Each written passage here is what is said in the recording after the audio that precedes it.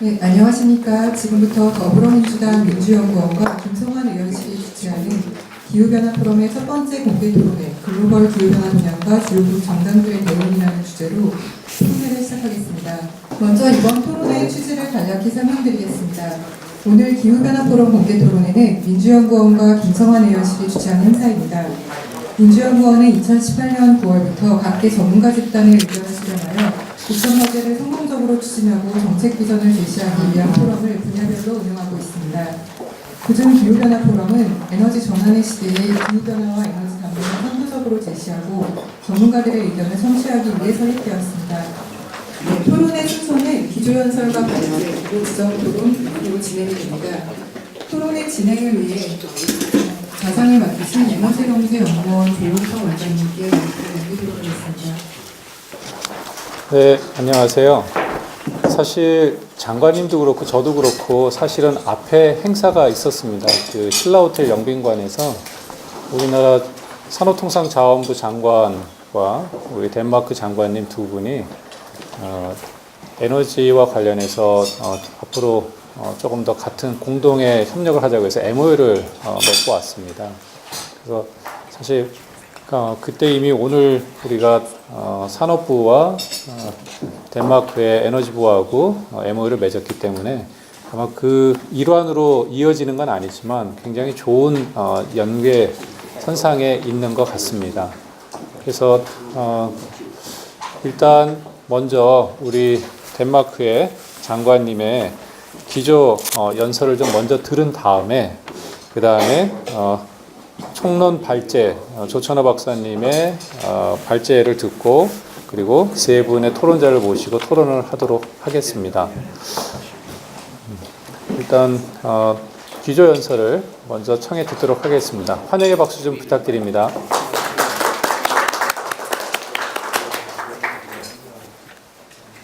Yes. Ladies and gentlemen, college friends, it's a great honor to stand here today. I would like to thank you for the invitation. The relationship between our two nations is very important to Denmark. Today I took part in the meeting in the Green Growth Alliance. This is one forum to exchange information between Denmark and South Korea, two countries with ambitious green profiles. 네, 기빈 여러분 안녕하십니까? 오늘 기후변화 포럼에 참석하게 되어 영광으로 생각하며 초대해 주셔서 진심으로 감사합니다. 덴마크에 있어 한덴 양국 간의 관계는 아주 중요한 역할을 하고 있습니다. 사실 저는 오늘 오후 녹색 성장 동맹에 참석했습니다. 이 회의에서 야심찬 목표를, 특히나 녹색 성장 분야에서 야심찬 목표를 가지고 있는 양국이 만나서 서로 많은 정보를 교환하는 기회를 가졌습니다. Allow me to tell a bit about the Danish story of clean energy. Since 1990, Denmark's economy has doubled, but the use of energy has remained constant and CO2 emissions have fallen. We have 73,000 jobs in the energy sector in a country 10 times smaller than South Korea. Last year, we had 43% wind-based power, a world record. And at the same time, we have a security of supply of 99.996%. How is this possible? 먼저 이 자리에서 청정 에너지 분야의 덴마크에 있어서 스토리를 말씀드리도록 하겠습니다. 1990년 이래로 덴마크 경제는 2배 성장하였지만 동기간 동안 에너지 소비량은 일정하게 유지되었고 사실상 CO2 배출량은 감소하였습니다. 덴마크는 대한민국의 10분의 1밖에 되지 않는 사이즈의 국가이지만 이 에너지 분야에서 7,300개의 일자리가 현재 마련되어 있습니다. 작년 같은 경우 전력의 44%를 풍력으로 생산하는 세계적인 기록을 세우기도 했습니다. 또한 전력 안정성의 경우 99.996%에 달하기도 합니다. 그렇다면 이 모든 것이 어떻게 가능한 것일까요? Since the 1970s, Danish energy policy has been based on broad political agreements. This summer, all political parties in Denmark reached an agreement on the future energy policy. We agreed that Denmark must be carbon neutral by 2050. We also agreed a target of 55% clean energy in the energy mix by 2030. One specific initiative is the construction of 3 new offshore wind farms. 1970년대 이래로 덴마크는 광범위한 정치적인 합의에 기반하여 에너지의 정책을 수립하고 이행해 왔습니다. 올 여름 모든 정당의 합의하에 국가의 미래 에너지 정책을 수립하였고 이 목표에는 2050년까지 탄소 중립을 달성하는 것과 더불어 2030년까지 55%의 청정 에너지율을 달성하는 것입니다. The total effect will be 2,400 megawatt. This is more than the total power use of all Danish households. A consensus agreement like this means policy stability, and that is key to investors who think long term. This is one of the reasons why Danish companies are among the world leaders in clean energy solutions. 조금 더 구체적으로 말씀드리면 앞으로 3개의 해상풍력 단지를 신설할 계획을 가지고 있습니다. 이것은 총 2,400메가와트 규모로서 덴마크 전체 가정의 전력 소비량을 상회하는 수치입니다. 이런 합의는 기본적으로 정치적인 안정성이 보장이 되어야지만 장기 투자를 얻을 수 있다는 점이 중요합니다. 바로 이런 정치적인 안정성이 있기 때문에 덴마크의 많은 기업들이 청정 에너지 솔루션 분야에서 전 세계 리더의 역할을 하고 있는 것이라고 생각합니다. In the global green transition, we need to build a massive amount of wind power. This has to be cost effective, therefore we need to focus on location, tender and access. In Denmark, we work a lot to make sure that we have sound tender process. This allows for competition and thereby lower prices. 글로벌적인 녹색 전환에 있어서 우리는 대규모의 발전을 필요로 하고 있습니다. 그렇기 때문에 비용 효과적인 방식과 위치, 액세스 측면을 고려해야 합니다. 덴마크는 이를 위해서 아주 합리적인 입찰 과정을 도입하고 있습니다. 입찰 과정을 제대로 자리매김하였기 때문에 경쟁이라든지 가격을 인하시키는 데 있어서 많은 혜택을 얻을 수가 있었습니다. 해상 풍력 분야에 있어서 특별히 말씀을 드리면 앞으로 정부 보조금 없이도 더 발전할 수 있기 위한 목표를 세우고 있습니다. On offshore wind especially, we hope to be able to reach Denmark's potential without public financial support in the future. Another element in the successful Danish offshore history is a one-stop shop for investors, planners and contractors. This gives one entry point for all actors to the government, thereby making it is easier to be part of an offshore project. Finally, we have a long transition of ongoing dialogue with local communities, fishermen and others. 네, 이제 정부의 보조금 없이도 신재생 에너지 발전을 도모하고 있으며 또한 해상에 있어서는 해상 풍력에 있어서는 덴마크만의 원스톱 샵이라는 개념을 가지고 있습니다. 이것은 투자라든지 사업 기획 또는 시행하는 모든 참여 업체들이 바로 이 원스톱 샵이라는 정부의 한 기관으로 연락을 하게 만들어준 하나의 연락 창구로서 이를 통해서 많은 해상 풍력 사업에 참여하고 싶은 사람들이 아주 쉽게 그 기반으로서 역할을 할 수 있게 됩니다. This reduces opposition and makes it easier to implement political decisions. The clean energy transition is a hard and long process, but if we learn from each other, I'm sure we can reach our goals on a national and global level. Denmark and Korea are close and natural partners and leaders on clean energy technology and policy. Therefore, I very much look forward to much closer cooperation on wind and other clean energy issues in the future. Thank you very much for inviting me today and for your time. 또한 덴마크에서는 어민 등과 같은 지역 커뮤니티와 함께 대화를 갖는 오랜 전통을 가지고 있습니다. 이 같은 지역 주민들과의 소통을 통해서 주민들의 반발을 줄일 수가 있고 또 정치적인 결정 사항을 쉽게 이행할 수 있다는 장점이 있습니다. 물론 이 전반적인 청정 에너지로의 전환은 굉장히 어렵고 또 오랜 시간이 요구되는 프로세스이겠지만 우리가 서로로부터 배운다면 저는 이 목표를 달성할 수 있을 것이라고 확신합니다. 우리 국가 차원뿐만 아니고 전 세계적으로 목표 달성이 가능할 것이라 믿고 한국과 덴마크는 아주 긴밀한 협력국으로서 특히나 청정에너지 기술과 정책 측면에 있어서는 전 세계 리더라고 자부합니다. 따라서 앞으로 양 간의 협력과 또 기타 다른 청정에너지 문제에 있어서 아주 긴밀한 협조가 있을 거라 기대됩니다. 오늘 다시 한번 이번 포럼에 참석할 수 있는 기회를 주셔서 정말 감사합니다.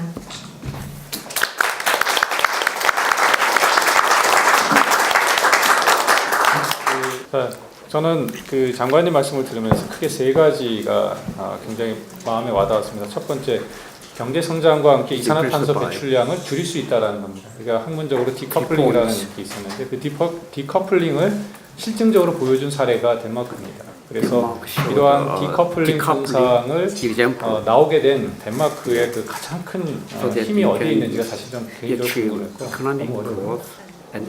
두 번째는 태양광과 풍력은 많은 사람들이 이거는 보조금 없이는 확대되기 힘든 에너지원이라고 생각했는데 경매 제도를 통해서 지금 태양광과 풍력은 충분히 보조금 없이도 경제성을 가질 수 있는 에너지원으로 지금 자리매김을 하고 있습니다. 그래서 이러한 것들이 앞으로 어떻게 더 갈 것인지에 대한 저는 궁금증이 있고 세 번째는 가장 중요한 게 덴마크와 같이 성공적 사례가 결국에는 정치적 합의 모든 이해 당사자들의 공감되었습니다. 그게 어디서부터 왔냐면 지역 주민과의 소통에서부터 왔거든요. 그럼 지역 주민과의 소통을 어떤 방식으로 어떻게 해왔는지 이 성공 사례까지 왔는지 사실 저는 이런 세 가지가 제일 궁금했거든요. 기회가 없었어요, 지금 개인적으로. 그래서 한번 좀 그런 거에 대해서 한번 답변을 좀 들어봤으면 하거든요. 어떠십니까? 그리고 김민석 원장님도 혹시 좀 아니 그 말씀 다 그 같이 궁금해지니까요. 네. 그걸 바로 같이 여쭤보고 가까이 가는 그럴까요? 네. Yes, so I think the moderator, Mr. Cho, has burning questions that has to be asked by now. So these are three questions actually. Number one is about decoupling of economic growth and environmental impact. Minister just mentioned that Denmark was able to achieve economic growth and at the same time reduce the carbon emissions. And how was that possible is my first question. The second question is, in Korea, people believe the photovoltaic and wind generation cannot possibly be expanded without the government subsidy.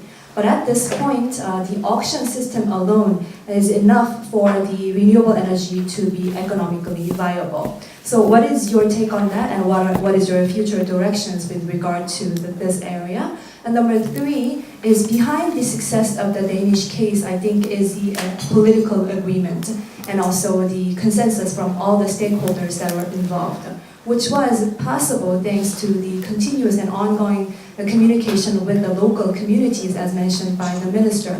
Now, can you elaborate on how you carried out that kind of communication? Thomas, But with your permission, I will answer on behalf of the minister. Sure. First of all, decoupling. Denmark has, for many decades, experienced economic growth, substantial economic growth. But at the same time, we have succeeded in bringing down our CO2 emissions and also lowering our energy consumption.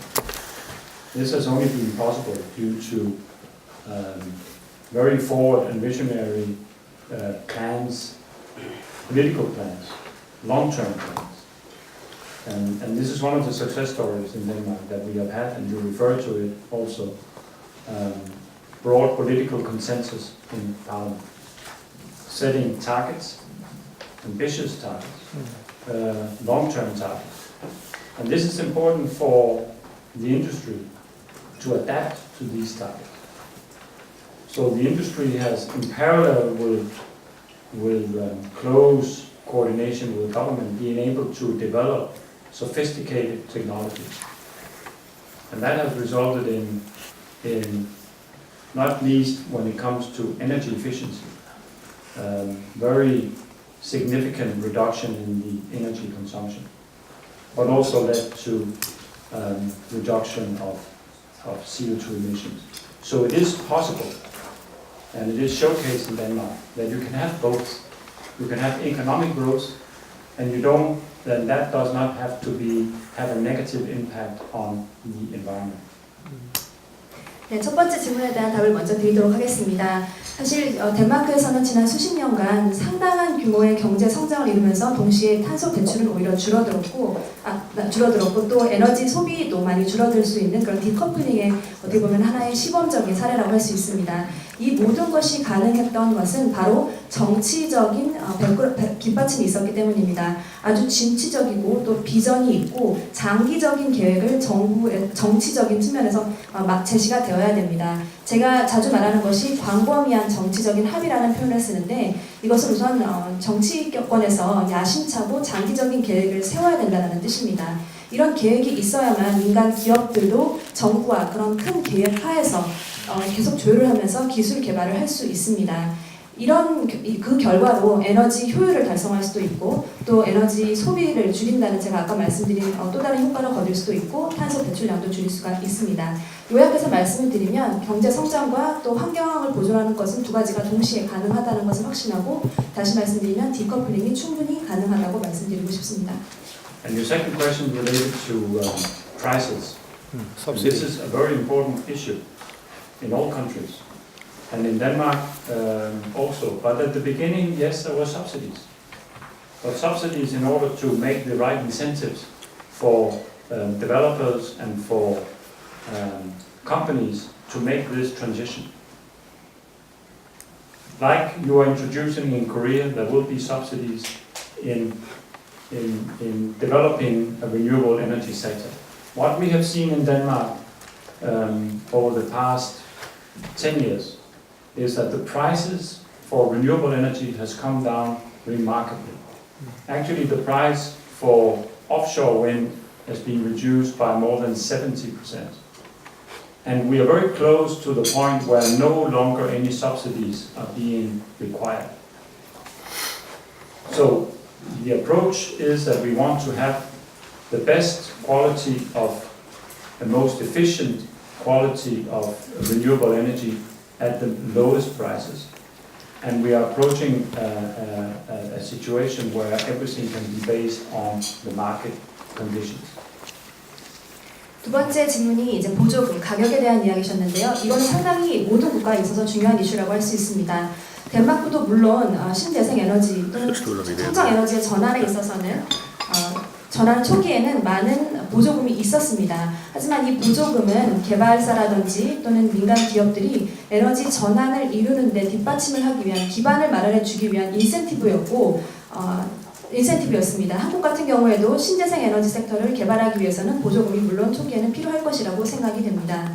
저희가 지난 10년 동안 신재생 에너지의 가격, 발전 단가가 정말 어마어마하게 줄어들었고 특히나 해상풍력의 경우에는 그 단가가 70% 이상 줄어드는 그런 결과를 낳았습니다. 그리고 이제 머지않아서 덴마크에서는 더 이상 신재생 기업들에게 보조금을 제공하지 않아도 되는 시기가 곧 이제 다가올 것으로 보고 있습니다. 그리고 앞으로 방향을 말씀드리면 결국에 가장 베스트 퀄리티의 그리고 효율이 높은 신재생 에너지를 사용하고 또 동시에 가장 저렴한 비용으로 사용할 수 있도록 나아가는 것이 저희 방향이라고 할 수 있고 쉽게 또 하나 말씀드리면 이 모든 것을 이제 시장 상황에 맡겨서 진행될 수 있도록 하겠다는 것입니다.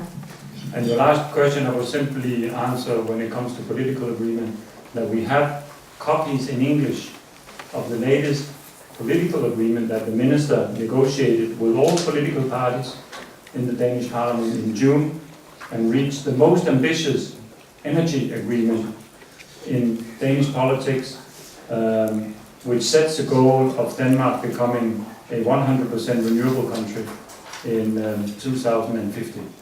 So a very ambitious one that we hope that you can also be inspired by, and we will leave copies for you to study closer, and those copies are available in English. Thank you very much for your attention, and thank you very much for your nice reception of the minister today. Thank you.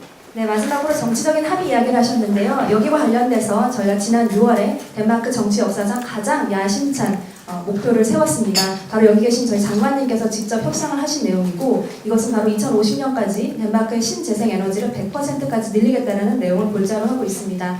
이 부분이 영어로 번역이 되었으니까 여러분들께서 참고를 하시고 거기에서 뭔가 영감을 얻으셔서 해주시기를 바랍니다. 다시금 이렇게 초대해 주셔서 감사하고요. 환대해 주셔서 정말 감사합니다. 자, 그러면은 이제 본격적으로 우리 발표와 토론을 좀 들어가도록 하겠습니다. 사실 그 아시는 분도 아시겠지만 지난주에 그 IPCC 회의가 인천에서 열렸었습니다. 송도에서 열렸었고 거기서 1.5도 특별 보고서가 채택이 됐고 사실은 국내에서 이번에는 그렇게 크게 그 언론에 보도가 되지는 않았지만 굉장히 의미 있는 기후변화와 관련해서는 굉장히 의미 있는 행사였고 보고서 채택이었는데 국내에서는 다른 정치적 이슈 때문에 그게 쑥 들어가 버린 거예요. 저는 개인적으로 굉장히 안타까웠습니다. 근데 오늘 이렇게 1.5도 특별보고서와 관련해서 기후변화와 관련된 이슈를 좀 토론할 수 있도록 자리를 마련해 주신 김성환 의원님께 감사드립니다. 자, 그러면은 시간이 좀 많이 갔기 때문에 조천호 박사님께 한번 이번 1.5도시 특별보고서 채택에 대한 의미와 대응 방향에 대해서 발표를 좀 부탁드리도록 하겠습니다. 예, 환영의 박수 부탁드립니다. 예, 안녕하세요. 조천호입니다. 무엇보다 먼저 전지구 온난화 1.5도에 대해서 여러분들과 함께 생각할 수 있는 시간을 갖게 돼서 기쁘게 생각을 합니다. 맨 앞에 있는 그 그림은 이번 특별 보고서의 표지입니다. 그 그림에 보면은 과거부터 해서 미래에 그 기온이 어떻게 변화될 건가를 나타낸 그림인데요. 굉장히 상징적으로 표시가 되어 있죠. 그래서 빨간 것으로 이렇게 상승하는 것이 과거부터 지금까지 기온 상승이고요. 그래서 작년에 산업혁명 이후 1도가 상승을 했고 이러한 추세로 계속되면 2040년에 1.5도를 갖다가 돌파를 할 거다라고 그렇게 예상을 하고 있습니다. 그 아래 보게 되면 금년 올해 지난 10월 1일에서 5일까지 인천 송도에서 IPCC 회의가 있었는데요. 그 5일 동안 한 일이 바로 여기 폴리시 메이커, 그러니까 정책 결정자들을 위한 요약 보고서를 작성하는 일을 했었습니다. 그래서 33페이지짜리의 그런 보고서가 완성이 되어 있고요. 거기에 이제 이 보고서를 작성한 그 목적이 적혀 있습니다. 먼저 이제 지구 온난화 1.5도의 그 영향이 어떤지, 그 다음에 1.5도 이내로 그 제한을 하기 위해서 온실가스 배출이 어떠해야 하는지를 이야기를 하고요. 당연히 이거는 뭐 기후변화 대응을 위해서 하는 것이지만 여기에 지속 가능한 발전, 빈곤 퇴치라고 하는 이러한 가치와 함께 실현하는 것을 갖다가 목표로 잡고 있습니다. 다음 장입니다. 이 보고서는 5개의 장으로 이루어져 있고요. 맨 앞에 1.5도에 대한 이해가 있고 그 다음 2장에서 이산화탄소 배출 경로, 그 다음 기후변화의 영향과 위험, 그 다음에 4장에서 전지구적 대응과 그 5장에서는 그 지속 가능성과 형평성이 이러한 전지구적 대응에 어떻게 연관되어 있는가로 구성이 되어 있습니다. 그 아래 그림에서 보게 되면은 우리가 이제 오늘 하루에도 가을에 한 20도가 이렇게 변화가 되는데요. 1.5도 굉장히 우리가 직관적으로다가 굉장히 작은 값이죠. 왜 이것이 중요한가를 한번 설명을 드리도록 하겠습니다. 아래 그림에서 보게 되면 지난 10만 년 동안의 그린란드 빙하로부터 추출한 기온을 나타내고 있는데요. 우리 호모사피엔스가 지구에 등장을 한 게 한 15만 년에서 20만 년 정도? 근데 대부분의 시간을 구석기의 시기를 보내죠. 그래서 이제 이 그림에서 보듯이 빙하기 때 보면은 이 기온의 변동이 굉장히 큽니다. 그러니까 극단적인 기상 현상이 굉장히 많았고 그렇기 때문에 정착을 할 수가 없었고 계속 수렵하고 채취를 하며 이동하는 그런 삶을 살다가 그림에서 보시듯이 12,000년 전이 딱 되면 기온이 굉장히 안정화되는 그 기후가 안정화가 되는 이러한 상태에 들어가게 됩니다. 그러면서 농업이 시작이 되고 정착을 하고 문명이 탄생을 하는 결국 이렇게 기후가 안정된 이 시기, 지난 12,000년 동안의 시기를 우리가 홀로세라고 그렇게 부르고 있습니다. 근데 이제 산업혁명 이후에 우리가 온실가스라고 하는 걸 이제 배출을 하게 되면서 인류의 시대로 이제 진입을 하게 되죠. 그 다음 장입니다. 그래서 인간이 배출한 온실가스로 인해서 우리가 1초에 히로시마 원폭 그 에너지 4개가 폭발하는 에너지, 그러니까 하루 동안에는 35만 개가 폭발하는 에너지가 지구에 더해지고 있습니다. 그러니까 굉장히 100만 개 중에 이산화탄소가 지금 뭐 한 405개 정도인지만 그게 굉장히 강력한 그런 이제 에너지를 잡는다라고 하는 것이고요. 그러면 뭔가 이 지구에 큰 변화가 일어났어야 하는 건데 그 대부분의 에너지를 해양이 다 흡수를 해줬습니다. 그래서 지금 대기에 남아 있는 거는 약 한 2% 이거를 갖고 지금 오늘날 이제 기후 변화가 일어났다라고 우리가 그렇게 이야기를 하는 거고요. 근데 지금 현재 해양의 그런 순환의 변화가 지금 감지가 되고 있는 상황이기 때문에 그렇게 돼서 에너지의 이런 흡수가 변화가 일어나게 되면 더욱더 큰 위험이 있을 거다라고 우리가 예상을 할 수가 있습니다.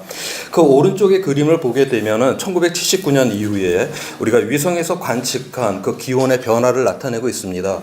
그 위에 보면 이제 대륙권에서 이제 온도가 굉장히 많이 상승을 했고요.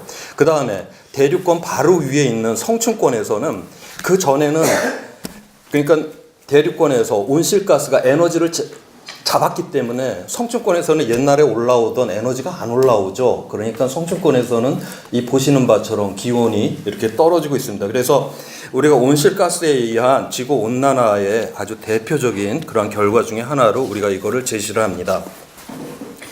그 아래 그림에서는 지난 80만 년 동안의 전지구 평균입니다. 평균의 지상 기온하고 이산화탄소 농도가 굉장히 어떤 일정한 그 변동폭 안에서 오가는 이런 모습을 지금 보여주고 있고요. 그러다가 이제 1880년 이후에 산업혁명 이후 급격하게 이산화탄소가 여기로부터 벗어나서 증가를 하고 이에 따라서 이제 기온이 증가를 하는데요. 여기서 보면 전지구 평균 기온이 빙하기하고 간빙기 사이에 온도가 4도에서 5도밖에 지금 차이가 나지 않습니다. 그래서 오늘날에 우리가 1.5도라고 하는 게 이게 결코 작은 양이 아니라 전지구 평균의 관점에서는 어마어마한 양이라고 하는 걸 보여주고 있고요. 또 하나는 거기서 빙하기에서 이제 간빙기로 올라갈 때 기온이 이렇게 급속하게 올라가죠. 그런데 이게 1만 년 동안의 변화가 되는 양입니다. 그러니까 1만 년 동안에 4도나 5도가 변화가 돼서 빙하기에서 간빙기를 갔다라는 걸 의미를 하거든요. 근데 오늘날 우리가 인간은 지난 100년 동안에 1도를 올려버렸죠. 그러니까 그 변화의 속도가 약 우리가 자연에서 가장 급격하게 변할 때보다 20배 내지 25배가 빠르게 그렇게 변하고 되고 있다라고 하는, 그래서 이러한 속도 문제가 더욱더 위험으로다가 우리에게 다가오고 있는 것입니다. 그 다음 그림입니다. 앞서 이제 이야기를 했던 거를 정리한 하나의 그런 그림인데요. 보시는 바처럼 이제 빙하기 간빙기를 우리가 이제 오가다가 그러다가 홀로세라고 하는 안전기에서 우리가 문명을 탄생시켰고요. 오늘날 인류 속에서 온실가스가 증가됨에 따라서 그 핫하우스, 그러니까 우리가 찜통 지구라고 하는 곳으로 빠져들어가고 있습니다.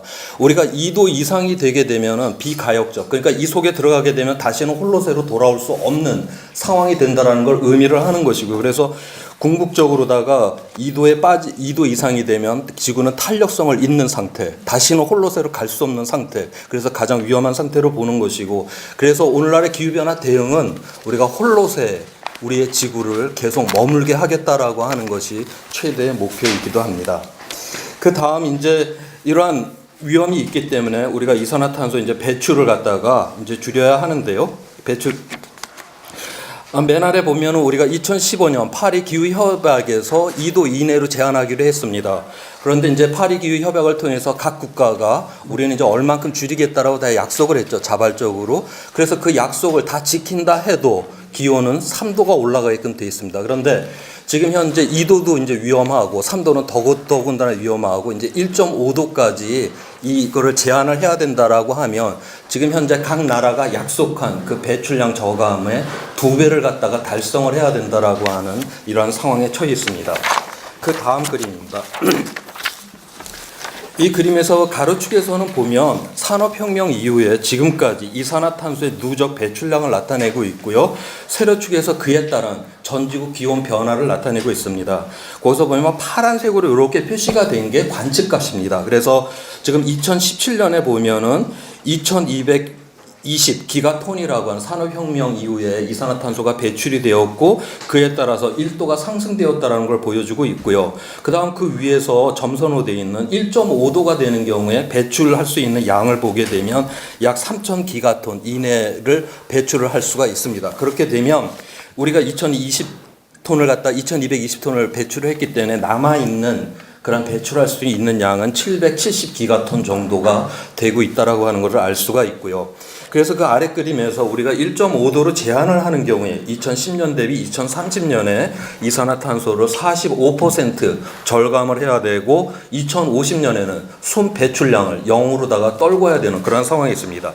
그러려면 2050년까지 에너지 전환을 위해 갖고서 산업계 전체에 대한 굉장히 광범위한 이러한 개편이 필요하다라고 하는 것을 이 그림에서 보여주고 있습니다. 그 다음 그림입니다.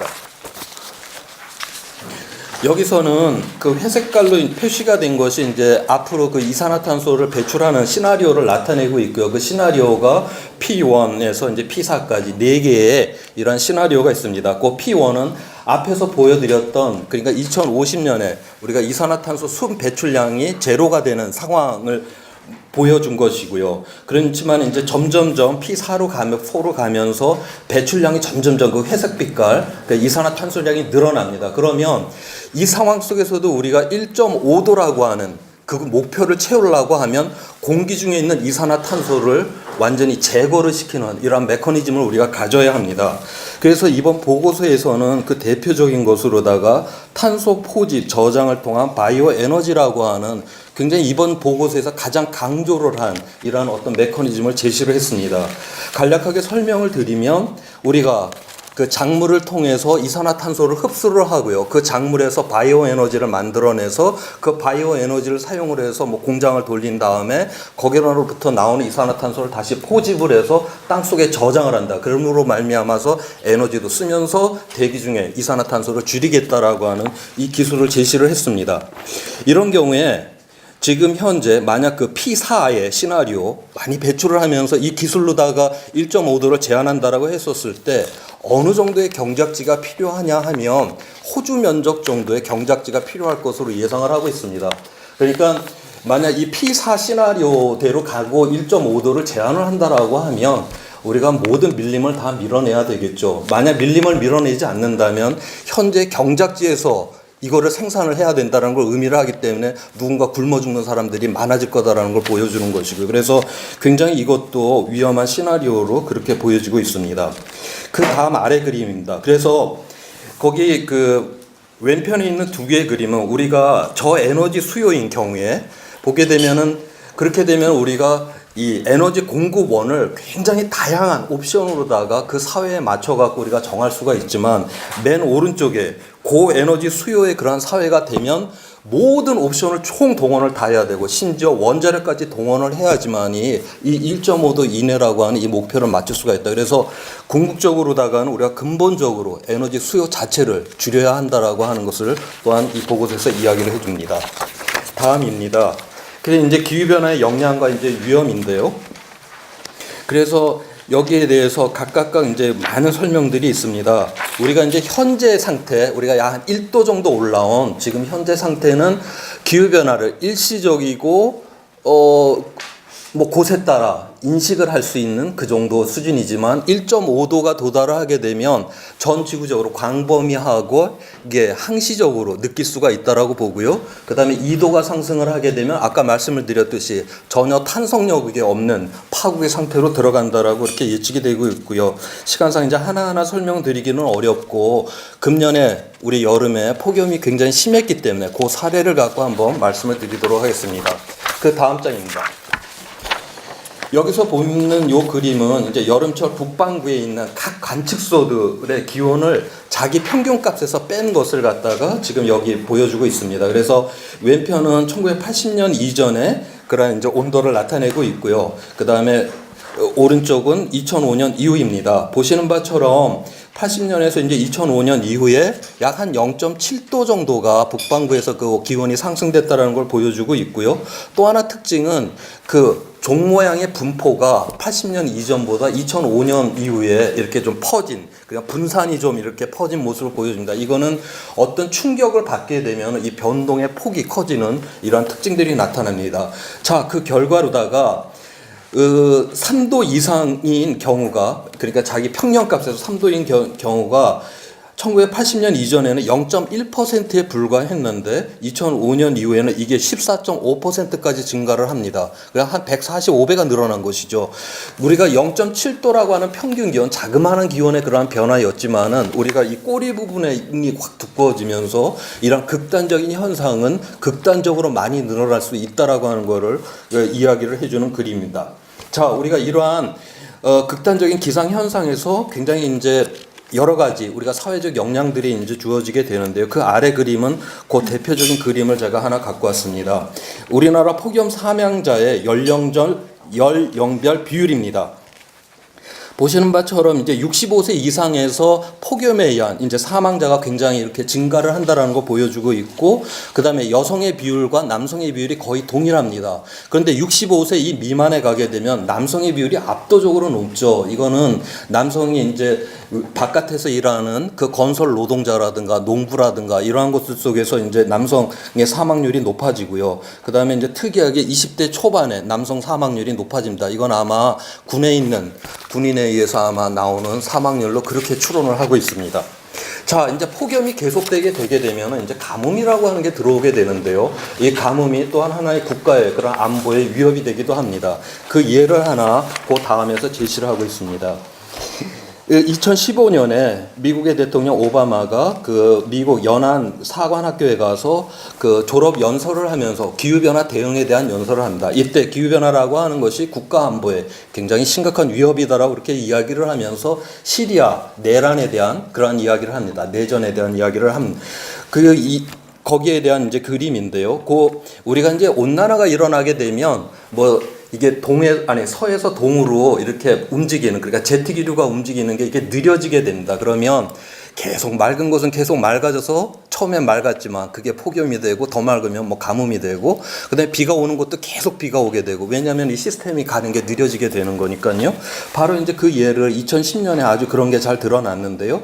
러시아 쪽에는 폭염이 일어났고요. 그 앞에 파키스탄에는 이렇게 홍수가 계속적으로 있었습니다. 그래서 많은 사망자가 발생을 했는데 이게 문제가 아니라 지금 러시아의 폭염 이 지역이 밀밭 지역입니다. 그래갖고 이제 밀밭 생산량이 이제 줄어들게 되었죠. 그래서 러시아가 2010년에 밀을 갖다가 조금 수출을 하는데 수출 중단을 갖다 하겠다라고 선언을 합니다. 그러자마자 2010년에 그 아래 그림에서 보게 되면 이게 이제 식량 가격 지수인데요. 급격히 가격이 튀기 시작을 하죠. 그러면서 아시는 바처럼 이제 북아프리카의 튀지니, 리비아, 이집트, 이제 마지막에 시리아까지 하면서 밀가루 폭등에 의한 폭력 사태가 이제 일어나면서 민주적 체계가 이제 취약한 나라들은 정권도 무너지는 이러한 사태가 벌어지게 됩니다. 그래서 오늘날 이러한 시리아의 이 문제들은 결국 이제 유럽까지 이 사람들이 또 넘어가게 돼서 또 유럽의 또 안보의 문제까지 가는. 그래서 2010년에 러시아의 이 폭염이 그 시 공간을 갖다가 넘어서서 오늘날까지 영향을 미치는 이러한 사태까지 이르렀습니다.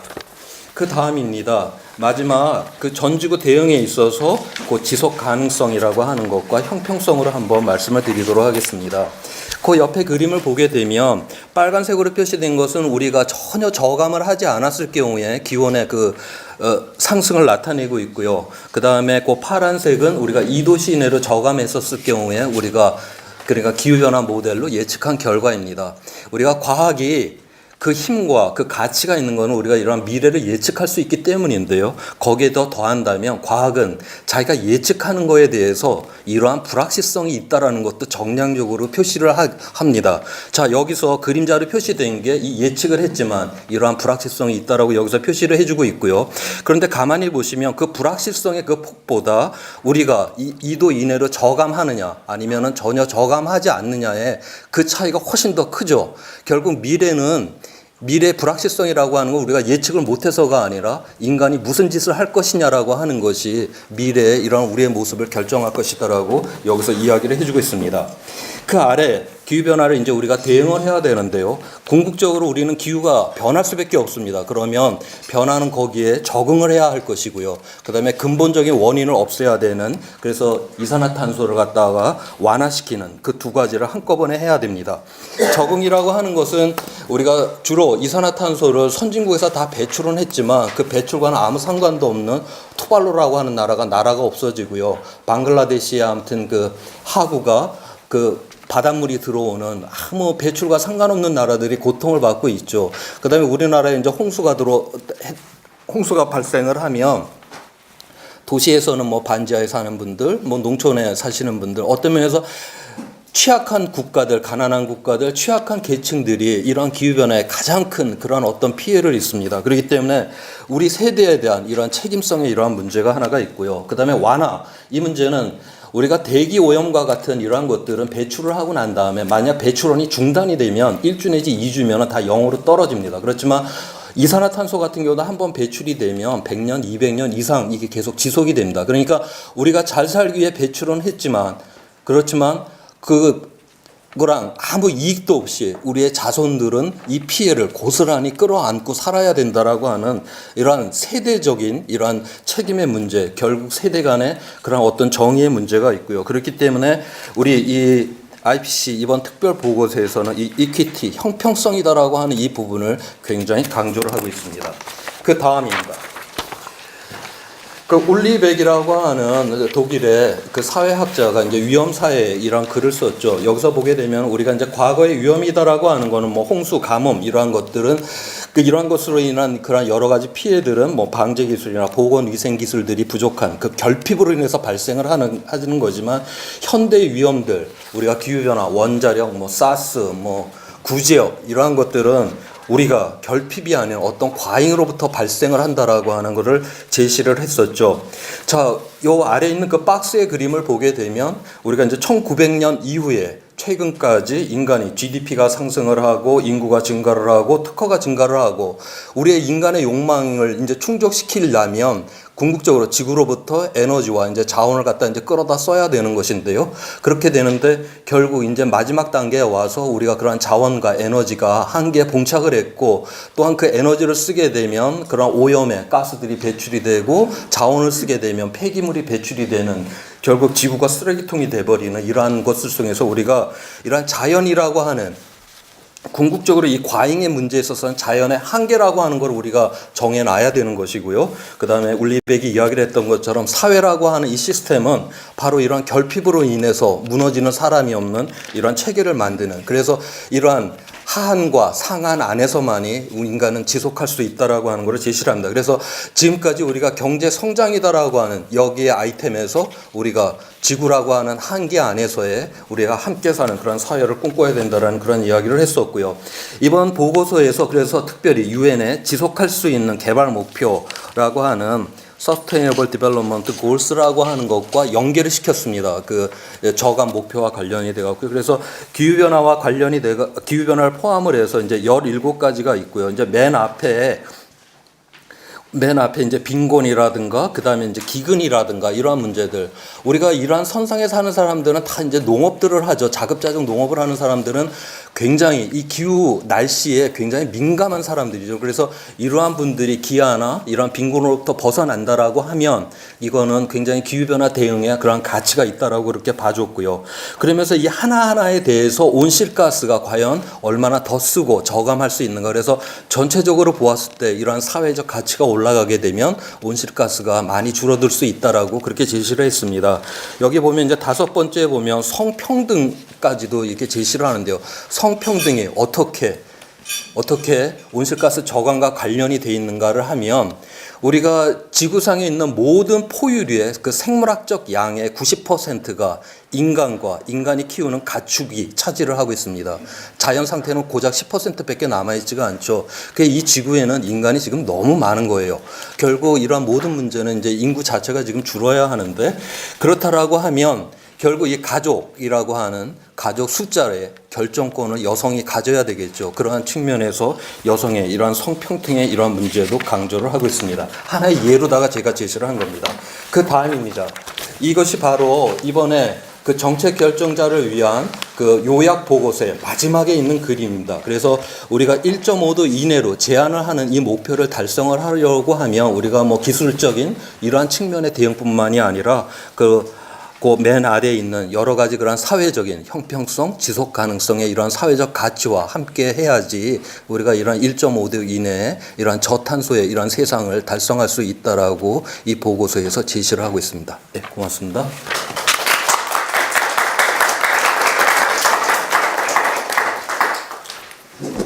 박사님이 아주 깔끔하게 잘 정리를 해주셨습니다. 자, 지금부터 발제 토론을 하도록 하겠습니다. 먼저 박준희 교수님은 제가 알기로 저기 독일 베를린 공대를 나오셨어요. 그러니까 여성으로서 공대 나온 게 좀文化대학에서 공학과정에서 과학기술사 철학이라는 거를 하셨고요. 과학기술사 그리고 현재 탈핵 에너지 교수님 공동대표 네, 맞으시죠? 맞습니다. 네, 말씀 부탁드립니다. 네, 반갑습니다. 제가 오늘 기후변화 그러니까 정당의 기후변화 정책 부분들에 대해서 발제가 아니라 토론문을 작성을 해달라고 해주셨고요. 그리고 저한테 10분의 시간이라고 해서 전체적으로 지금 이제 독일의 어떤 정당에서 기후변화 정책들이 역사적으로 어떻게 됐는지를 자세하게 논하기에는 시간이 너무 모자랄 것 같고, 그래서 저는 중점적으로 어떤 것들을 좀 정리를 했냐면, 요 내용에서는 2017년도에 독일에서 전체 총선이 있었습니다. 그래서 그 총선을 대응해서 각 정당마다 앞으로 이제 우리가 어떤 정당 정책들을 펴나가겠다라고 하는 정강 정책들을 발표한 바가 있고, 그래서 그 정강 정책 부분들에서 눈에 띄게 드러나는 부분들은 한국에서는 보통 이제 정책 부분들에서는 내용 부분들에 이제 세밀하게 들어갔을 때 환경과 기후와 연관해서 일종의 이제 영역이라고 한다면 환경 뭐 이런 식으로 들어가 있지 않습니까? 그런데 그 정강 정책들을 쭉 살펴보면 별도의 장으로 모든 정당 정책에서 기후 보호라고 하는 그 장이 따로 신설이 되고 있는 것을 발견할 수 있었습니다.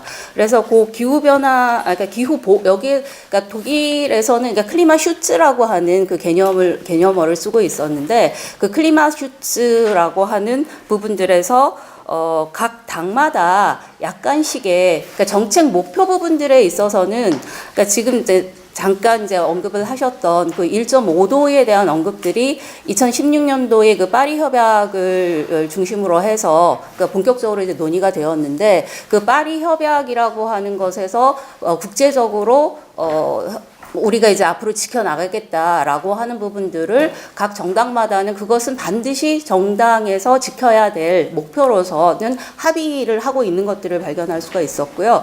그런데 그 합의 사항들을 지켜나가기 위해서 이행하는 방법 부분들에 있어서는 각 정당마다 약간씩의 좀 차이들을 좀 보이고 있었고, 그러니까 초점을 두고 있는 것들이 약간 좀 달랐던 것 같습니다. 그래서 제가 이제 간단하게 여기에 이제 그런 그 내용들을 정리를 했는데요. 보시면 일단 기민당과 이제 기사연에서는 아까 제가 말씀드린 것처럼 기후 보호라고 하는 정강 정책의 내용 부분들을 정리를 하면서 목표를 이렇게 보고 있습니다. 그러니까 파리 협정 이행과 2016년도에 또 독일 내에서는 그러니까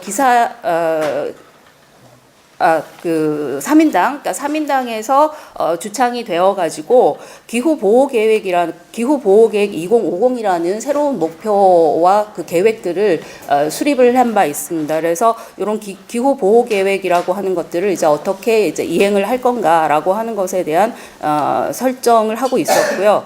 그래서 어쨌든 그 김민기사연에서는 우선 그 환경과 성장과 기후 보호는 상충되는 것이 아니며 자연 효율화와 녹색 기술의 도입으로 어떤 기후 보호와 경제의 상생이라고 하는 부분들을 강조하고 있었습니다. 그래서 기후 보호라고 하는 것은 미래 보호라고 하는 것들을 이제 언급을 하면서 그 재생에너지 확대로 화석 에너지를 대체할 수 있다라고 하는 것은 독일의 에너지 전환이 보여주었다라고 평가를 하고 있습니다. 그래서 지금 그러니까 한국에서는 이제 에너지 전환이라고 하는 부분들이 야당 쪽에서 성급한 결정이다라거나 그 산업 부분들에 있어서 어떤 폐해라고 하는 부분들로 계속 언급을 하고 있는데, 실제로 이제 초창기에 기민당과 기사연에 있어서도 2011년도에 에너지 전환이라고 하는 그 공식적인 정책을 발표를 했을 때 그 부분에 대한 우려의 목소리들이 높기는 했었습니다. 그렇지만 2016년도에 이 정강정책, 2017년도에 나온 정강정책들에 보면은 실제로 그 에너지 전환을 둘러싼 더 이상의 뭐 여당과 야당 사이에서의 그 불협화음이라 그럴까요? 이런 부분들은 좀 많이 완화된 걸로 그렇게 보여집니다. 그리고 또한 이제 에너지 전환이라고 하는 부분들이 그 김인연에서도 기사연에서도 계속 얘기를 하는 것이 경제의 어떤 경쟁력, 국가의 경쟁력을 지속할 수 있다라고 하는 것에 대한 확신으로 공식화하고 있었습니다. 그 대신 이제 김인 기사연 쪽에서는 어떤 부분들을 좀 우려를 하고 있었냐면 사실 이제 에너지 전환 부분들에서 그 재생에너지라고 하는 부분들의 비용들이 늘어나면서 사실상 이제 전기 요금의 지속적인 그 뭐랄까 부담 강화, 시민들에게 주고 있는 부담 강화 이 부분들을 어떻게 하든 여러 가지 이제 제도를 써가지고 그러니까 여기에서 얘기하는 것처럼 지불 가능성이라고 하는 부분들에 더 이제 초점을 좀 많이 두고 있었고요. 그리고 이제 한 가지 눈에 띄는 부분들은 김인기사연에서는 탈석탄이라고 하는 표현은 아직 쓰지 않습니다. 그 탈석탄 정책 부분들에 대해서는 그 명확한 언급이 없었고 요 탈석탄은 그러니까 다만 언급이 있었던 부분들은 굉장히 장기적으로 가져가야 될 부분이다라고 하는 걸로 언급을 하고 있었고요. 이제 3인당 같은 경우는 그 2016년도에 그 기후보호 계획 2050을 그 자체 연구 용역을 주어서 수립을 하는데 이 기후보호 계획 2050이라고 하는 것은 여기에서는 2030년에 영역별 온실가스 감축 목표. 그러니까 지금까지는 2030년까지 그 국가 전체적인 차원에서의 그 온실가스 감축 목표가 있었고 영역별로 구성을 하더라도 아주 그 브로드한 측면에서 이제 교통 부분에서 뭐 20% 뭐 그다음에 그 2050년까지 전력 부분에서 어느 정도라고 얘기를 했던 부분들에서 그 용역 부분 그 영역에서 목표 자체가 목표치가 더 구체화되고 있었던 것들을 좀 볼 수가 있습니다. 그리고 명확하게 이 2050의 기후보호 계획 부분들에서 앞에서 이제 1.5도에서 말씀을 하셨듯이 이게 에너지의 수요들을 줄이지 않는 한 이 목표들을 달성할 수 없다라고 하는 차원에서 에너지 효율화 부분들을 어떻게 더 가져갈 거냐 여기에 대한 부분들에서 뭐 신축 건물 에너지 표준을 선정한다든가 혹은 교통 부분의 온실가스 저감 방안이라든가 이런 그 구체적인 보다 상세한 그 전략적인 목표들이 2050에 그 들어가 있고요. 그 다음에 또 하나 우리가 좀 여기 2050 기후보호 계획에서 눈여겨볼 수 있는 부분들이 이게 이제 산업 구조 조정이라고 하는 부분들이 기후보호의 목표를 달성하기 위해서 반드시 필요한데 이 산업 구조 조정하고 기후보호 간에 이 일종의 이제 하모니라고 하는 부분들도 국가 차원에서 전략적으로 그거에 대한 구체적인 계획들이 있어야 된다. 그래서 막연하게 뭐 기후 보호가 되고 재생에너지가 늘어가면 뭐 산업이 그 일자리가 늘어날 거다라는 식의 지금까지의 그 막연한 것에 벗어나서 단계별로의 그 구조 변화에 대한 대응 정책들이 필요하다라고 하는 것들을 언급하고 있었던 것 같습니다. 그리고 또 하나는 뭐 이제 SPD, 그러니까 특히 이제 3인당 같은 경우는 기업 노조하고 산업계 협의에 기초해서, 지금 또 한 가지 저희가 눈에 띄는 부분들이 지금까지 그 기후보호 목표라고 하는 부분들은 법제화되어 있지는 않았습니다. 기후보호법이라고 하는 부분들이 현재까지 없었던 부분들인데 다만 이제 정부가 들어섰을 때 앞으로 가야 될 목표라고 하는 걸로 추상적으로 이제 언급만 했을 뿐이고 계획이라고 하는 부분들로 되어 있었는데 3인당과 녹색당이 최근에 추진하고 있는 것, 뭐 좌파당도 잠깐 언급이 되고 있는데 여기에서는 기후보호법을 제정을 하려고 합니다. 그래서 이 기후보호법을 제정을 하면서 2050년에 지금 그 1990년대 대비해서 온실가스 감축의 목표를 법으로서 이거를 이제 더 이상 변경할 수 없을 정도로까지 그 고정화시키려고 하는 그런 노력들을 하고 있었던 것을 볼 수가 있습니다. 그리고 또 3인당 같은 3인당 같은 경우에는 이제 교통과 열 분야에서의 어떤 에너지 전환이라든가 이런 부분들과 또 한 가지 이제 그 언급을 하고 있었던 부분들에서는 이 에너지 효율화라든가 혹은 에너지 전환이라고 하는 것들이 기술 혁신 정책이다라고 언급을 하고 있고, 이 기술 혁신이라고 하는 부분들을 이제 어떤 식으로 이 기후보호와 연관해서 기술의 어떤 개방적인 혁신들을 지향해 갈 건가, 이런 부분들을 좀 강조하고 있었고요. 그 다음에 그 제가 이제 녹색당과 좌파당 쪽에서 좌파당 이 두 약간 이제 정당 쪽에서 독일에서는 가장 급진적인 그 두 당에서는 앞에 3인당이나 기사연과는 다르게 이제는 그 에너지 전환 기후보에서 가장 강조점이 두어서 이행을 해야 될 걸로 하는 것이 탈석탄 정책입니다. 그래서 그 탈석탄이라고 하는 부분들을, 그러니까 예를 들면 녹색당은 2018년부터 4년간의 탈석탄에 당장에 이제 매진해야 된다라고 하는 제안들을 해나가고 있었고, 그 다음에 좌파당도 마찬가지로 그 좌파당도 지금 현재 이 탈석탄 부분들 이런 것들이 탈석탄 법을 제정을 하자. 라고 하는 식으로 이제까지는 이제 다만 그러니까 재생에너지 확대라고 하는 에너지 전환 정책에 머물러 있었던 것에서 좀 더 이제 급진적으로 이 기후 변화 계획 부분들을 달성하고자 하는 좀 이제 진보적인 혹은 그러니까 급진적인 정당 쪽에서는 그 정책의 초점들이 탈석탄 정책으로 이행해 가고 있다라고 하는 것들을 좀 볼 수가 있었던 것 같습니다. 그래서 전반적으로 이 그 독일 내에서의 그 기후보호 정책과 에너지 전환 정책이라고 하는 것은 에너지 전환 정책은 기본적으로 기후 보호의 목표들 1.5도라고 하는 그 목표를 달성하기 위한 것이 궁극적인 목표가 되는 부분들이고요. 에너지 어떤 뭐 산업을 이끌어 나가기 위한 정책이 아닌 걸로 되어 있습니다. 그래서 일종의 보자면 기후 보호 정책과 에너지 전환 정책은 하나의 그 통합된 정책이다라고 뭐 정리할 수가 있을 것 같고요. 그 다음에 또 하나는 그 에너지 정책에서 2050년까지 온실가스 대비해서 뭐 지금 그러니까 초창기에는 80에서 95%라고 하는 브로드한 목표를 세웠다라고 한다면 지금은 95%로 그 못 박으려고 하는 기후보호법을 지정하는 걸로 더 강화되고 있다라고 하는 것들을 볼 수가 있었고, 또 하나는 에너지 전환과 기후보호라고 하는 부분들은 산업 경쟁력과 같이 가는 것이지 어떤 산업 경쟁력을 뒤처지는 그런 정책은 아니다. 그리고 이런 부분들이 그러니까 어떤 혁신 정책이라고 하는 걸로 이어질 수 있다라고 하는 거에 있어서는 대부분 합의를 하고 있는 걸로 보여집니다. 물론 이제 여기 보시면 알다시피 자유당은 좀 예외가 되고 있습니다. 네, 이상입니다. 감사합니다.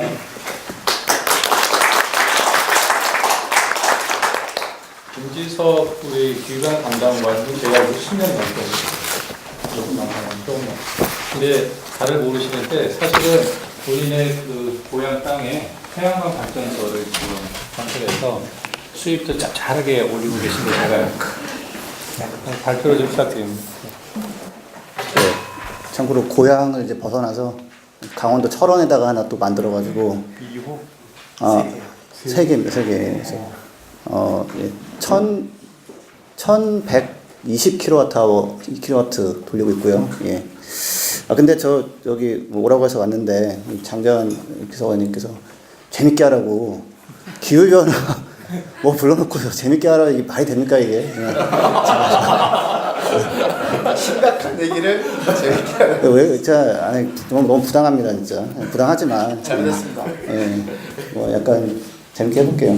저기 아까 그 1.5도 보고서 나왔을 때 국내 정치 상황 때문에 이렇게 보도가 안 됐다고 했는데 제가 안철수 전 의원 굉장히 싫어합니다. 왜냐면 파리 협약 됐을 때 안철수 의원이 탈당하는 바람에 도배된 적이 있거든요.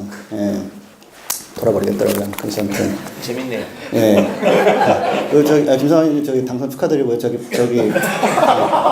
아니 다스베이더를 제가 보는데 거기 나오셔가지고 정말 저는 뭐 유카탄 반도에 뭐 떨어지고 이런 거 잘 알지만 그런 얘기 잘 안 하거든요. 막 이렇게 너무 사람들한테 좀 이렇게 접근성도 잘 안 되고 근데 막 하시더라고요. 행성이 뭐 위험하다 이거. 제가 15년 전에 그런 얘기 하다가 사람들이 이런 거 안 먹히네 가지고 안 하거든요. 근데 하시는 모습을 보고 제가 참 존경스럽습니다. 진짜 저 정말로 잘 좀 해줬으면 좋겠고요. 영국 전 대사관에서 지금 10년 정도 일하고 있는데, 뭐, 어떻게 말하면 산 역사입니다, 제가. 왜냐면 10년 동안 와서 일한 사람도 별로 없고, 다른 외교관들 막 바뀌잖아요, 계속. 근데 저는 계속 이걸 얘기했거든요. 그래서 이것저것 많이 가지고 있는데, 덴마크 물론 잘했죠. 근데 덴마크는 조그맣잖아요. 풍력발전소 한 두세 개 딱 크게 하나 지어놓으면 뭐 40% 막 가버리는데, 영국은 이제 인구가 한 6,700만 정도 되고, 자동차를 150만 대 만듭니다. 예.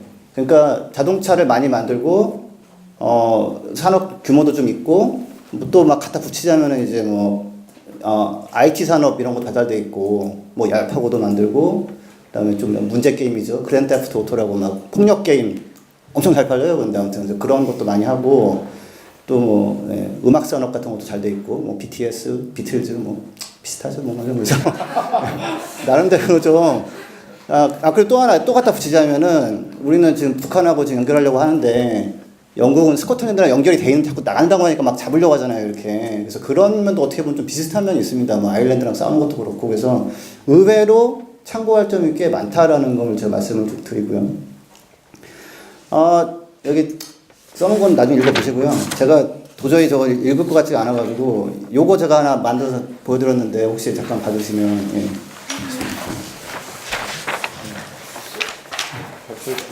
예, 제가 태양광 선택된 분들만 가지고 계신데, 다 알아들었습니다. 예, 그 태양광을 제가 한 이유가 사실은 기후변화 얘기했더니 안 먹혀가지고 나 돈 번다 얘기했더니 정말 사람들이 너무 저한테 집중하거든요. 그래서 일단은 이 기후변화 정책 얘기할 때 일단 실적부터 말씀 한번 드리고 들어갈게요. 여기 보시면은 이 빨간색이 전력입니다. 전력.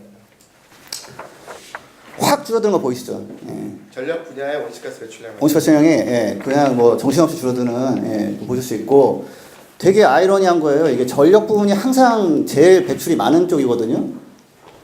지금은 4등밖에 안 돼요, 얘가. 예. 다른 애들이 더 문제예요, 이제는. 예. 그래서 전력 부분에서 에너지 전환을 사실은 2008년도에 제가 처음 일하기 시작할 때 독일이 정말 잘하고 있었고 영국은 법 만들고 이러는데 실적은 없는 거예요. 그래서 나가면은 좀 이렇게 잘할 겁니다 하는데 해놓은 건 없어요. 이랬었는데 지금은 뭐 독일보다 더 빨리 아마 지금 가속도가 붙는 상황입니다. 그래서 이것도 아까 덴마크 분이 말씀하신 장기 계획 세우고 그대로 쭉 지켜가는 그게 힘을 이제 시간이 지나면 굉장한 힘을 발휘하는 걸 보여주는 건데요. 또 배출량 감추는 게 보시면 되고, 그 맨 위를 한번 보시면, 이제 기후변화법이라는 거는 2008년도에 제정을 합니다. 예, 제정을 하는데, 80% 감축을 의무. 그러니까 독일은 이제 막 한다고 하니까 이제 영국은 그때 이미 통과를 시켜버렸어요. 예, 하고, 기후변화위원회를 만들어서 과학자 집단이 잘 가고 있는지, 뭐가 부족한지를 계속 모니터링하고 조언을 주는 걸로 역할을 주고, 그 다음에, 뭐, 사실 2050년 목표 얼마 그러면은, 뭐, 정부에서 이게 지키기가 어렵잖아요. 자꾸 시간 막 보내고 그러니까, 5개년씩 목표를 세워가지고 계단식으로 떨어뜨린다. 해서, 했는데, 뭐, 지금, 제가 책에는 써놨지만 41% 줄었고요. 2015년에서 16년 사이에 5% 줄었습니다. 그러니까 원래 처음에 감축이 처음에는 좀 쉽다가 나중에 어렵다는 게 약간 정설 같은 건데, 그 산업적인 베이스가 생겨서 대량 생산을 해가지고 설치하기 시작하면은 처음보다 나중에가 더 빨라지거든요. 근데 그 산업적인 베이스를 못 만든 상태에서 어떻게 감축하려고 그러면 도저히 이게 진행이 안 되는 거라서 그런 면에서 굉장히 참고할 부분이 있다고 생각하고요. 그리고 또 생각나서 말씀드리자면은 우리나라는 자꾸 약간 국산 터빈을 꼭 써야 된다 하면서 자꾸 지체를 시키는 면이 있는데 여기서는 그냥 덴마크에서도 들어와서 막 설치하고요. 뭐 좀 이렇게 해놓으니까 빨리 진행이 되는데 너무 많이 설치해야 되니까 로컬 기업들을 좀 키우게 되는, 그러니까 외제를 받아들임으로써 국산이 활성화되는 그런 효과가 있는데 뭐 그런 부분도 좀 참고하시면 좋을 것 같습니다. 그렇고 일단 실적 막강하고요. 막강하고 근데 여기에 이제 한 가지 베이스는 정치인들이 과학자들이 말하면 그걸 따라요. 정부 부처마다 과학 자문관이 있어가지고 이거 이렇게 하는데 이거 과학적으로 맞나? 그러면은 과학자들끼리도 모여서 얘기를 해요. 그래서 야 무슨 의원이 이상한 거 하려고 하는데 그거 아니지? 그러면 그건 아니지. 그러면은 이제 가서 그거는 과학적으로 맞지 않다 그러면 거기서 스톱이 돼버리거든요. 예, 그래서 정치인들 좀 착해요. 예. 근데 여기 이 이면에는 우리 전력 단위가 와트잖아요, 와트 영국 사람이거든요, 스코틀랜드 사람.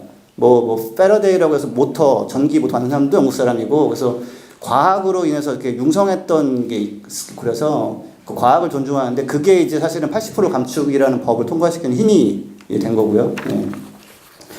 또 뭐 이것저것 얘기하자면, 근데 현재 그 그래프를 보시면 이놈의 수송, 자동차 포함한 비행기 이쪽이 지금 굉장히 문제입니다, 지금. 자동차 쪽도 사실은 이 뭐 연비 절감 뭐 이건 안 되고요. 디젤이라는 악수를 좀 선택했다가 결국은 대기 오염 때문에 뭐 조기 사망자가 한 10,000명 정도 되고요. 그 다음에 CO2 더 안 줄고요. 예, 그래서 지금은 비록 150만 대의 차를 만들고 250만 대의 엔진을 만들지만 전기차로 완전히 바꾼다. 2040년에 한다고 했는데 정치권에서는, 과학계에서는 야, 그 정도에서 그때 바꾸면 너무 늦어.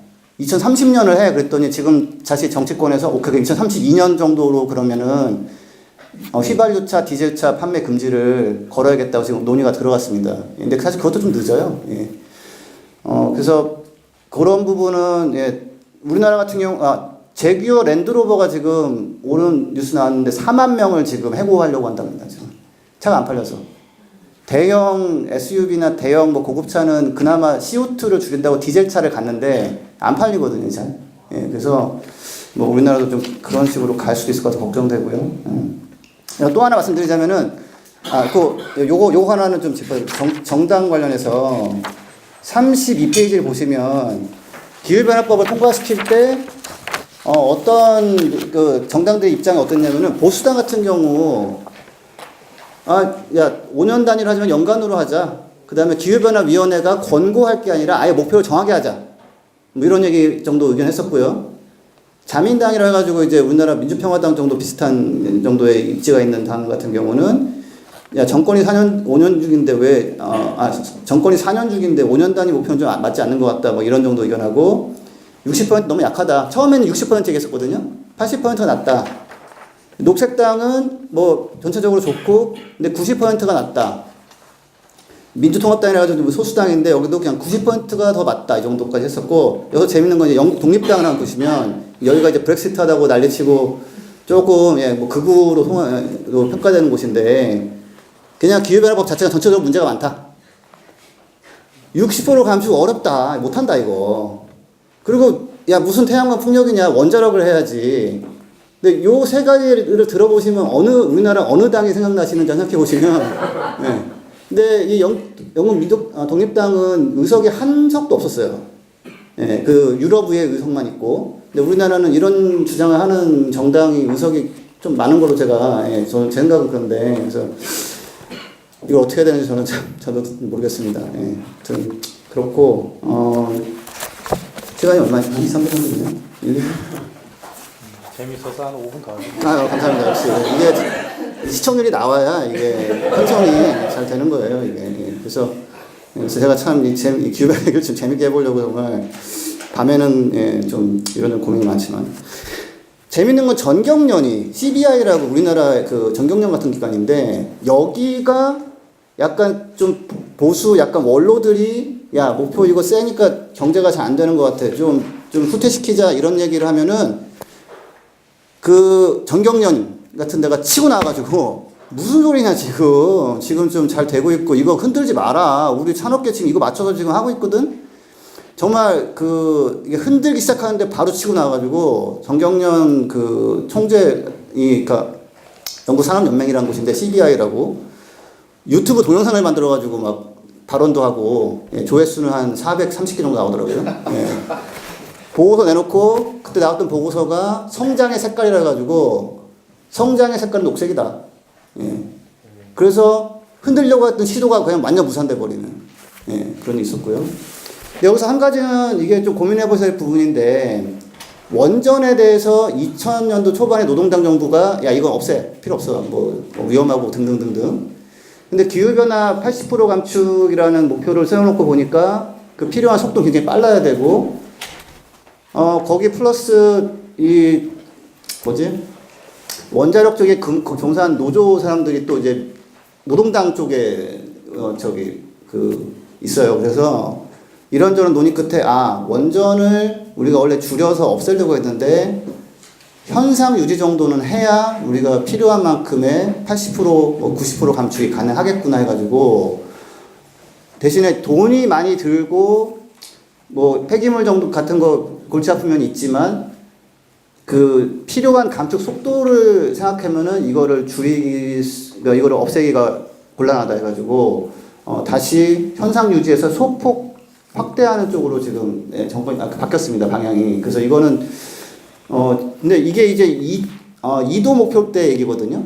그러니까 지금 1.5도라는 목표를 두고 봤을 때는 그 원자력의 역할이라는 거를 한번 좀 정밀하게 다시 한번 볼 필요가 있다라고 생각합니다. 그렇고 근데 석탄 잡아야 돼요, 석탄. 석탄만 줄여놓으면 딴 게 숨통이 트이고 시간을 벌 수 있거든요. 근데 우리나라는 좀 역으로 약간 원자력은 지금 조금 약간 덜비가 잡혔고 석탄은 지금 활개치고 있죠. 계속 짓고 있고 더 열받는 거는 그 이름이 에코예요. 아세요? 석탄 발전소는 다 에코로 돼 있어요. 에코 뭐 발전소 이렇게 그거 불법화 해야 됩니다. 사실 어떻게 보면 말도 안 되는 거예요. 그거는. 그 좀 심사주시고요. 아니 유럽에서는 하이브리드 차를 광고를 녹색 차라고 했더니 야 아니야 CO2 나오잖아. 과장 광고 해가지고 불법화해버렸어요. 하이브리드 정도 가지고는 녹색 차가 아니다 해가지고. 근데 우리나라에서는 정말 석탄 발전소 지면서 에코 화력 뭐 아무튼 참 중부발전대 홈페이지 들어가 보세요. 정말 이거는 말도 안 되는 겁니다, 진짜. 우리가 좀 더러운데 그냥 전기는 잘 만들어 이 정도 말을 할 수 있는 건데. 제가 마지막으로 하나 말씀드리자면은 저는 이제 참 요거 꼭 말해야겠다. 요 북극곰 좀 그만 써주세요. 기후변화 북극곰 넣는 순간 이건 끝입니다, 이거는. 이건 쓰지 마세요, 진짜. 쓰지 마시고 정말 중요한 거 말씀드리고 싶은 게 있는데 그 보험사원의 접근법을 좀 배워야 됩니다. 보험사원의 접근법. 이 보험사원들이 참 재주가 좋아요. 30년 후에 받을 수 있다면서 내 돈을 막 가져가잖아요, 매달. 상호전 보험 절대 안 됩니다. 거기다가 보통 못 버티고 중간에 해지를 하잖아요. 보통 7, 8년 지나면 해지하고 못 받아요. 다 대부분 그래요. 근데 하여튼 보험사원은 계속 영업을 해가지고 계속 돈을 끌어가요. 그동안 다 투자해서 또 돈 벌어요. 자기도 건물 사고 건물값도 올라요 또. 그래서 기후변화를 핵심에 두지만 기후변화를 막 전면으로 밀어가지고는 대중적 지지를 얻기 굉장히 어렵기 때문에 이걸 약간 보험식의 접근법을 좀 하셔야 되고 되게 안타까운 게 그 기후변화법 만들 때도 굉장히 큰 역할을 했고 노동당 당수였고 2010년도에 노동당을 이끌고 이제 선거에 나왔던 그 에드 밀리밴드라는 사람이 있는데 떨어졌거든요. 그러니까 지금까지 보면은 그걸 전면에 내세우면은 북극곰이나 신경 쓰고 먼 미래나 생각하는 난 당장 힘든데 이런기 때문에 약간 그런 거를 앞에다가는 이제 배치를 하고 뒤에서 이걸 잘 챙겨가지고 전환을 만들어내시고 제가 자동차 회사 같은 이런 얘기 하거든요. 엔진을 살리려다가 자동차를 다 죽일 수 있다. 엔진을 버리면 자동차를 쓸 수가 있어요. 근데 엔진을 살리려다가 자동차가 다 죽거든요, 지금. 요번에 3분기에 테슬라의 수입이 3,500억이고요. 현대차가 2,800억입니다. 공장 한 개에 있는 테슬라 자동차의 매출, 수입이 공장 여러 개는 현대보다 더 나아요. 그러니까 좀 잘 해주세요. 이상입니다. 감사합니다.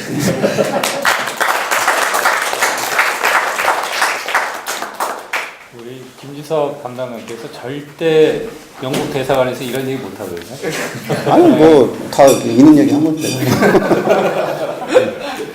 여기 완전 영어를 못 하기 때문에 한국말 못 하시기 때문에 아무튼 그렇습니다. 그리고 이어서 우리 정하영 박사님의 또 말씀 한번 들어보겠습니다.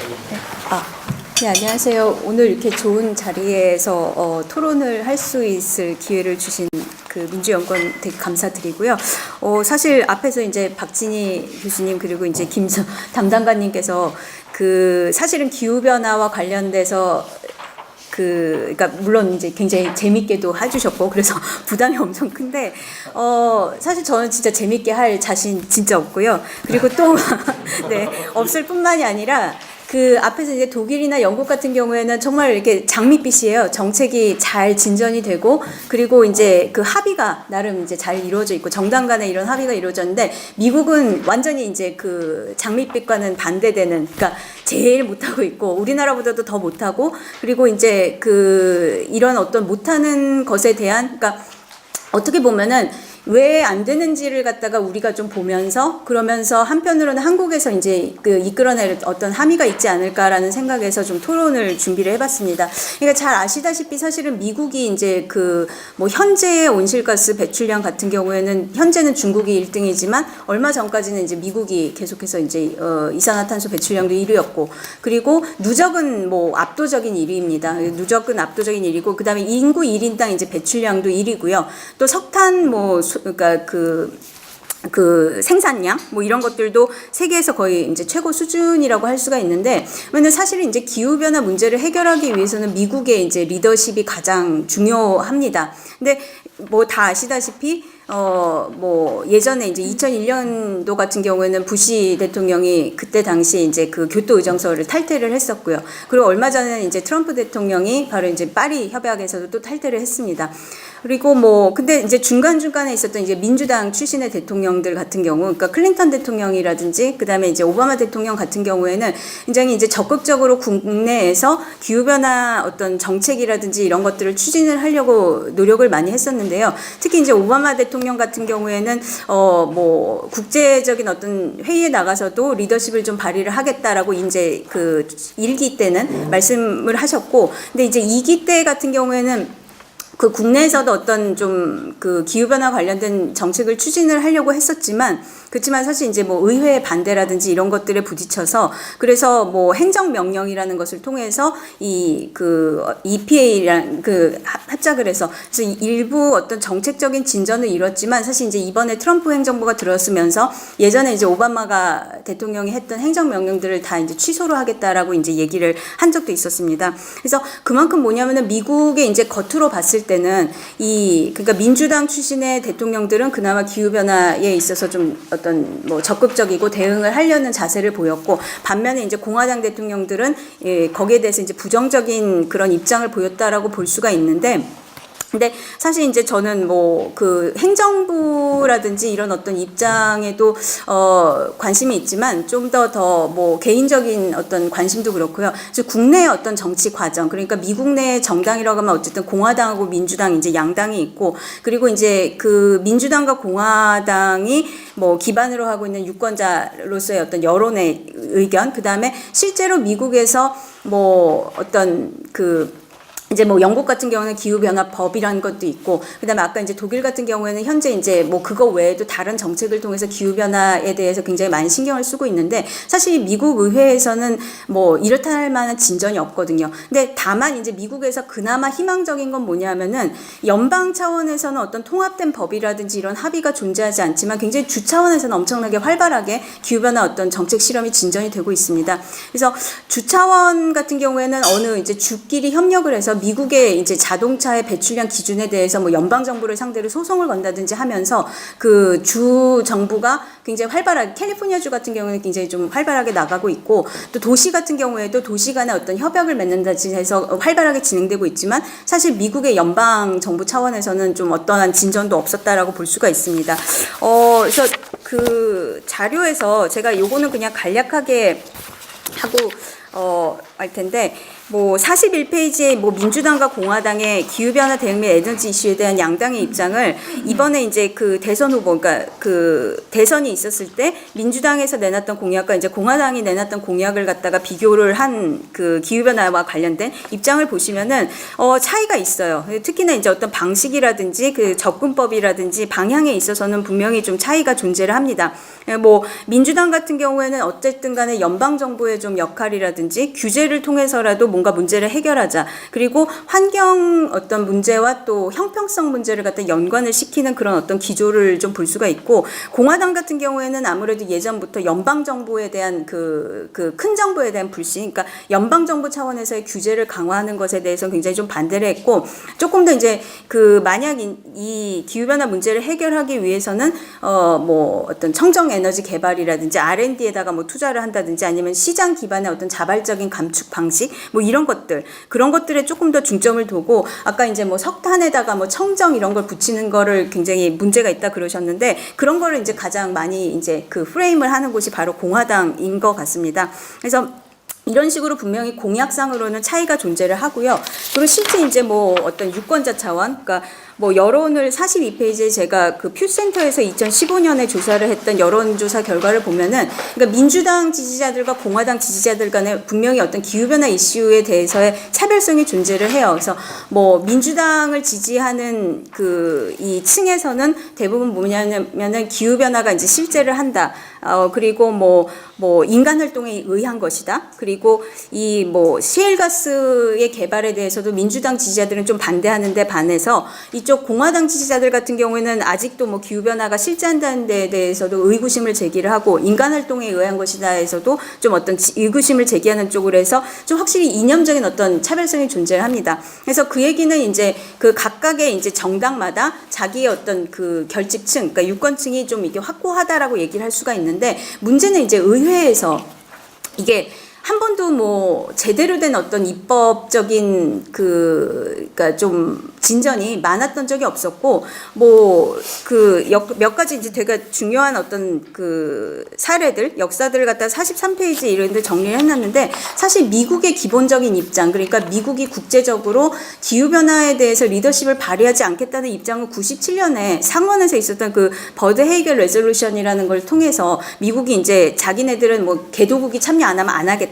그리고 미국 경제에 이제 해를 입히게 되는 이런 여러 가지 그 조약에는 그러니까 그 상원에서 권고와 동의를 부여할 수 없다라는 그런 어떤 조약이 설정된 이후에, 사실은 민주당이 아무리 뭐 자기네 공약이라든지 이런 쪽에서는 뭐 기후 변화에 대해서 대응을 하겠다라고 명시를 했지만, 실제로 민주당 의원들이 입법에 주도를 한 경우는 거의 없었습니다. 오히려 그 지금 돌아가신 그 존 맥케인 공화당 민주당 그러니까 공화당 상원 의원 같은 경우가 개인적으로 이제 여러 가지 입법화를 시도를 했고, 2003년에 이제 그 뭐 연방 차원에서는 어떻게 보면 최초로 온실가스를 갖다가 제한하고자 하는 그런 법안이 그러니까 바이파티전, 그러니까 공화당하고 민주당하고 초당적인 합의를 통해서 맥케인 의원하고 그다음에 민주당의 이제 리버만. 근데 리버만 의원 같은 경우에는 조금 뭐 무소속과 민주당을 좀 왔다 갔다 거려서, 그래서 두 의원이 이제 제출을 했던 것이 2003년과 2005년에 있었는데, 근데 둘 다 실패를 했고요.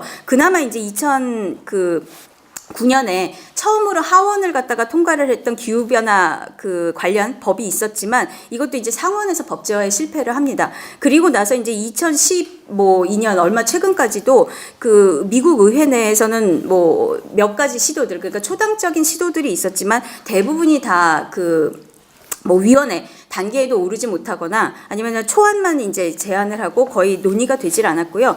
근데 이제 그 다만 이제 뭐 요즘에 최근에 있어서의 가장 의미 있었던 것은 2016년에 이것도 역시나 이제 공화당 의원인 그 허벨로라는 그 플로리다의 하원 의원이, 이 의원이 이제 그 하원에다가 기후 변화와 관련된 코커스를 설치한 것이 그나마 요즘에 이제 진전이라고 얘기를 할 수가 있습니다. 그래서 결국에 이제 뭐 저 같은 경우 개인적인 어떤 관심사이기도 하고, 미국에서 그렇다면은 그 기후변화의 어떤 문제 해결에 있어서 가장 역할을 많이 해야 되는 그런 그 나라임에도 불구하고, 왜 그렇게 그러면은 미국에서는 이렇게 입법적인 진전이 없을까가 이제 저의 어떻게 보면 개인적인 가장 궁금증이긴 한데, 뭐 대부분 많은 사람들은 그렇게 얘기해요. 미국에서 어떤 산업 로비라든지 자동차 산업의 어떤 발달, 뭐 석탄, 뭐 로비, 뭐 석유, 뭐 어떤 기업들의 로비 얘기를 하는데, 그거는 뭐 다른 영국이라든지 독일하고 비교해보면 그렇게 차이가 나진 않거든요. 그래서 그런 거 보면은 이제 결국에는 이 입장이라는 것이 그 초기에 그러니까 뭐 정당의 입장에서 보면은 그 특히나 공화당이 이제 그 프레임을 갖다가 굉장히 잘하게 되는데 아까 이제 여러 선생님들도 말씀을 하셨지만 더 이상은 이제 기후 변화 이슈라는 것이 환경 이슈에서 벗어나서 경제적인 것과 에너지 그다음에 뭐 지금 현재는 이제 안보까지도 이제 연결이 되고 있는데 이런 이슈를 갖다 연계를 통해서 이 문제를 갖다 어떤 식으로 프레임을 할 것이냐 그리고 이것이 사람들에게 어느 정도 이제 수용이 되고 받아들여질 것인가가 굉장히 중요한데 초기에 공화당 같은 경우가 그 이슈에 대한 프레임을 굉장히 잘했다라고 볼 수가 있습니다. 그래서 공화당이 어떤 뭐 개도국가의 형평성 문제를 제기를 하면서 우리도 이제 개도국이 참여 안 하면 우리가 안 하겠다라고 했던 부분 그리고 이 시장 기반으로 돌아가지 않는 규제라든지 이런 것들은 우리 미국으로서는 받아들일 수 없다라는 하는 그런 어떤 프레임이 결국에는 굉장히 미국의 이 그 민주당 공화당 지지층을 떠나서 광범위하게 받아들여졌고 그런 것들이 현재까지도 미국이 이제 어떤 입법적인 진전이라든지 대응 정책을 갖다 리더십을 발휘하지 않는데 이제 좀 영향을 많이 미치는 것이 아닌가라는 그런 어떤 그 개인적인 생각이 듭니다. 그래서 좀 앞으로 이제 뭐 제 관심사는 우리나라의 어떤 정당들 간에 과연 기후 변화라든지 에너지 전환과 관련해서 차별성이 존재를 하는가 혹은 이제 유권층 같은 경우가 이 기후 변화에 관심이 있어서 이거를 갖다가 선거 이슈라든지 아니면 쟁점으로 해서 자기가 표를 갖다가 던지는데 어떤 그 쟁점으로 가능할 것인가에 대한 어떤 개인적인 관심이 있는데 조금 더 그거는 이제 그 좀 더 연구를 좀 해봐야 되지 않나라는 생각이 듭니다. 좀 시간이 없는 것 같아서 제가 말을 좀 빨리 했습니다. 예, 감사합니다.